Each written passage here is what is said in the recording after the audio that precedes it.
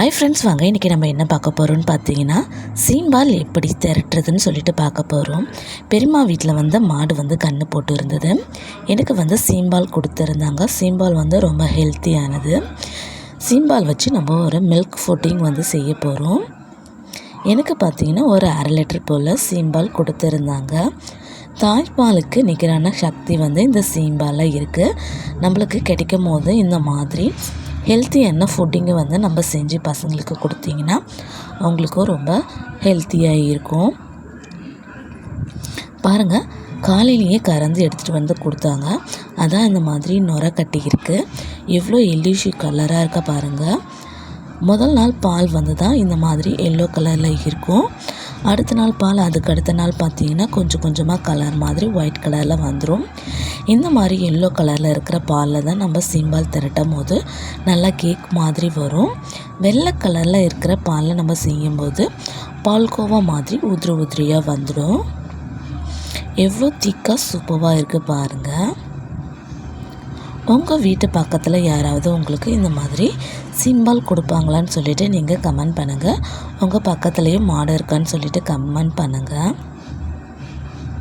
இப்போ இந்த நுரையெல்லாம் நம்ம கலக்கி எடுத்துடலாம்.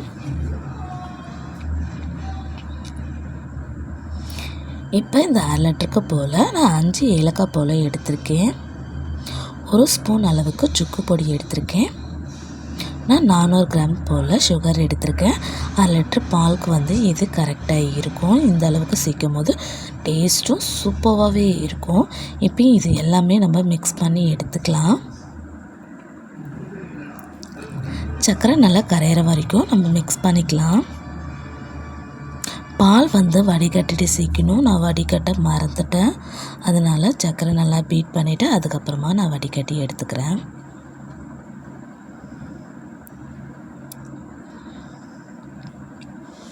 இந்த ஃபுட்டிங் பார்த்திங்கன்னா நம்ம நினச்சப்பெல்லாம் செய்ய முடியாது.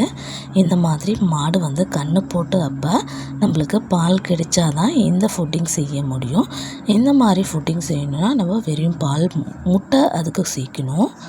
முட்டை இல்லாமல் வெறுமனே நம்ம பாலை வச்சு மட்டும் இந்த ஃபுட்டிங் சேர்க்க போகிறோம்.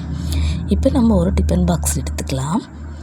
அதில் கொஞ்சம் போல் எண்ணெயோ நெய்யோ அப்ளை பண்ணிக்கலாம். ஏன்னா ஒட்டி வராமல் இருக்கிறதுக்காக.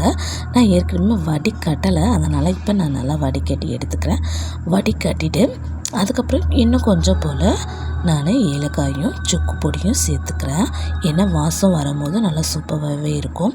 இன்றைக்கி பார்த்திங்கன்னா நான் குக்கரில் தான் வேக வைக்க போகிறேன். நீங்கள் இட்லி பாத்திரத்துலேயும் வேக வைக்கலாம்.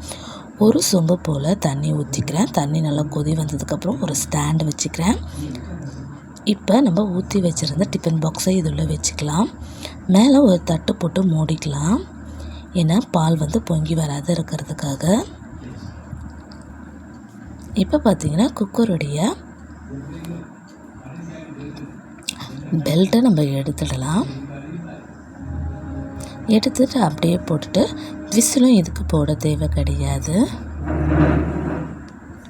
இப்போ ஒரு 10 நிமிஷம் போல் வேகட்டும். இது வேகும் போது பார்த்திங்கன்னா வீடியோ அவ்வளோ மணமாகவே இருக்கும். இப்போ சூப்பராகவே வெந்துடுச்சுன்னா உங்களுக்கு நல்ல ஒரு சூப்பரான வாசனை வரும். இப்போ நம்ம தட்டை எடுத்துகிட்டு ஒரு கத்தி வச்சு குத்தி பார்க்கலாம். பார்க்கும்போதே தெரியுது எவ்வளோ சூப்பராக பஃபியாக வந்திருக்குன்னு சொல்லிட்டு. இந்த மாதிரி குத்தி பார்க்கும்போது கத்தியில் ஒட்டாமல் வந்துடுச்சுன்னா சூப்பராகவே வந்துடுச்சுன்னு அர்த்தம். பாருங்கள் எவ்வளோ ஒரு சூப்பராக அருமையாக வந்திருக்குதுன்னு சொல்லிட்டு. நம்ம கொஞ்சம் நேரம் போல் ஆற விடலாம். ஆற விட்டுட்டு நீங்கள் தட்டில் கமுத்துனீங்கன்னா தான் உடையாத அழகாக வரும். இந்த மாதிரி ஓரங்களில் நம்ம எடுத்து விட்டுக்கலாம். எடுத்து விட்டுட்டு இந்த மாதிரி தட்டில் வச்சு கமுத்தி விட்டு தட்டுடலாம். இந்த மாதிரி தட்டினீங்கனாலே சூப்பராக அழகாக வந்துடும். சுடுது, அதனால் என்னால் கை பொறுக்க முடியல. நான் எடுத்துகிட்டு கொஞ்சம் நேரம் கழித்து எடுக்கிறேன். பாருங்கள் எவ்வளோ ஒரு சூப்பரான மில்க் ஃபுட்டிங் ரெடி ஆகிடுச்சு. இது ரொம்ப ஹெல்த்தியான மில்க்குங்க. இதுக்கு போட்டி போடுவாங்க வேறு. எனக்கு கொடுங்க, உங்களுக்கு கொடுங்க அப்படின்னு சொல்லிட்டு போட்டி போட்டு கேட்பாங்க. ரொம்ப ரேராக தாங்க கிடைக்கும் இந்த கவ் மில்க்கு. ஸோ சூப்பராக பீஸ் போடுறதுக்கும் பாருங்கள் சூப்பராகவே இருக்குது. எவ்வளோ சாஃப்டாக இறங்குதுன்னு சொல்லிட்டு இதை நான் செஞ்சுட்டு கொஞ்சம் போல் இப்படி வெளியே போயிட்டு வந்து அதுக்குள்ளே தட்டே காலி ஆகிடுச்சு. அந்த அளவுக்கு சூப்பராகவே இருக்கும். சாஃப்டாக வாயில் வச்ச உடனே கரையுங்க. புட்டு காட்டுறேன் பாருங்கள் எப்படி இருக்குன்னு. எப்படி ஜல்லி மாதிரி இருக்குது பாருங்கள். ஜல்லி விரும்பி சாப்பிட்ற பசங்களுக்கு இது மாதிரி செஞ்சு கொடுங்க. ஜல்லி வந்து ஹெல்த்தி கிடையாது. இது பார்த்திங்கன்னா ரொம்பவும் ஹெல்த்தியான ஃபுட்டிங். இது உங்களுக்கு கண்டிப்பாக கிடைச்சா இந்த மாதிரி பசங்களுக்கு ஹெல்த்தியாக செஞ்சு கொடுங்க. எவ்வளோ ஒரு கேக்கு ஃபார்மில் எவ்வளோ சூப்பராகவே இருக்குது பாருங்கள்.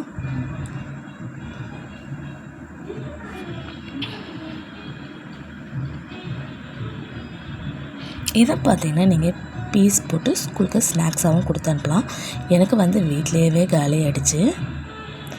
இன்னும் இன்னொரு வாட்டி கேட்டிருக்கேன் அவங்கக்கிட்ட, 4 நாள் முடியறதுக்குள்ளே இன்னொரு வாட்டி கொடுங்க அப்படின்னு சொல்லிவிட்டு. ஏன்னா கொடுத்தவங்களுக்கு திரும்பி கொடுக்க மாட்டாங்க. ஏன்னா எல்லாருக்குமே கொடுக்கணும் அப்படின்னு சொல்லிட்டு. சூப்பரான மில்க் ஃபுட்டிங். இது உங்களுக்கு பிடிச்சிருந்தால் லைக் பண்ணுங்கள், ஷேர் பண்ணுங்கள், கமெண்ட் பண்ணுங்கள், சப்ஸ்கிரைப் பண்ணுங்கள்.